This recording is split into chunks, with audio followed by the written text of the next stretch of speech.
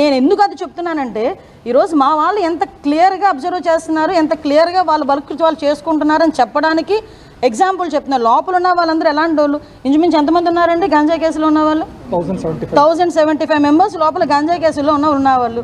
వాళ్ళు inter state వాళ్ళు, inter state Orissa నుంచో మహారాష్ట్ర నుంచో వాళ్ళందరూ 1075 మంది ఉన్నారు లోపల. వాళ్ళే ఉన్నారు. నేను లాస్ట్ టైం కూడా చెప్పాను కదా, వాళ్ళే ఉన్నారు 50%.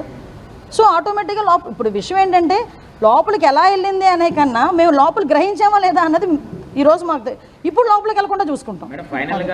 అలాంటి వాటి మీద మీరు ఎలాంటి చర్యలు తీసుకోబోతున్నారు? ఎక్కడ కూడా స్ట్రీమ్ లైన్ ఏం చేయలేము. ఈ నిందితుల వలన కరడుకట్టిన నేరస్తులు కూడా ఇబ్బంది వచ్చే అవకాశం, సిబ్బంది తక్కువ ఉన్నారు వాళ్ళ మీద కాన్ఫిడెన్స్ లేదు. కంపల్సరీగా సిబ్బందిని కూడా పెంచుతాము.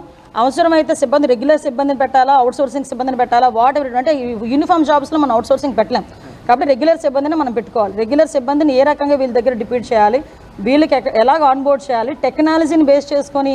అంటే ప్రతి ఒక్క ఖైదీకి మనం ఒక్కొక్క పోలీసుని మనం పెట్టలేం కాబట్టి టెక్నాలజీని బేస్ చేసుకొని వీళ్ళకి కూడా ఈజీ అయ్యేటట్టుగా, సర్వేలెన్సెస్ ఈజీ అయ్యేటట్టుగా మేము చూసుకుంటున్నాం. Okay, thank you. లోకేష్ గారు వస్తున్నారు. ఏం వివాదం చెప్పేస్తాను, మాట్లాడేస్తాను. నేనే తీసాను, ఇంక దానికి పెద్ద వివాదం ఏంది? అయ్యా రామచంద్ర, మీకు నేను తీసి 10 రోజులు అయింది, మీకు నన్ను తెలిసింది. చంద్రబాబు నాయుడు గారికి నాకు ప్రైవేట్ పిఏ, నేను జీతం ఇచ్చుకుంటున్న అబ్బాయి.